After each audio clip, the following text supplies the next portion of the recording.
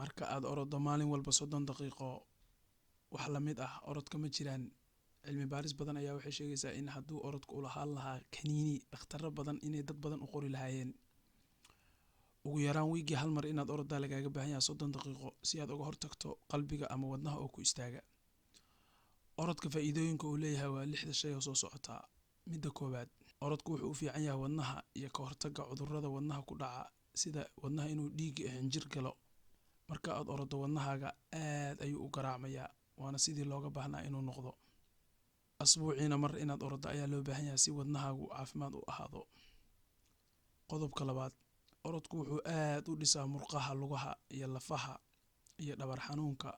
marka aad orodo laf-dhabarta ayaa dhiig fiican bay helaysaa, kadibna waxaa kaa yaraanaya dhabar xanuunka badan. cayil badanna wuu kaa degayaa, especially markaad aad u orodo. markaasna waxay ku xiran tahay miisaanka ku saaran. qodobka saddexaad, orodku wuxuu u fiican yahay hurdada habeenkii kaa imaanaysa. markaad jirkaagu daalo aad ayaad u jiifanaysaa, jirkaaguna si fiican u shaqaynayaa maalinka ku xigta. jirkaaga markuu ordo waxaa kaa ba'aya stresska iyo walwalka, hurdo aad u macaan waad seexanaysaa habeenka ku xigta.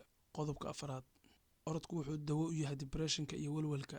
dad badan marka ay walwalaan hadday ordaan wuu ka ba'aa walwalka iyo depressionka waxyaabaha loo yaqaano. dhakhtaraduna waxay ku leeyihiin wuxuu u fiican yahay maskaxda caafimaadkeeda.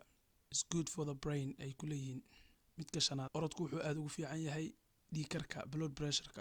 midda lixaad, 15 daqiiqo maalinkii waa inaad orodaa ugu yaraan.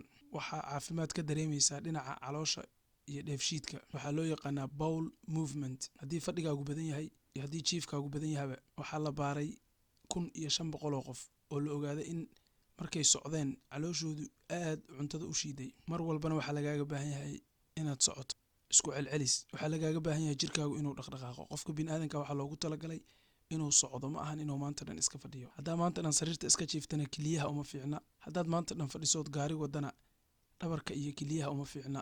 ballanteennu waa inaan soconnaa maalinkii ugu yaraan nus saac ama maalin dhaaf.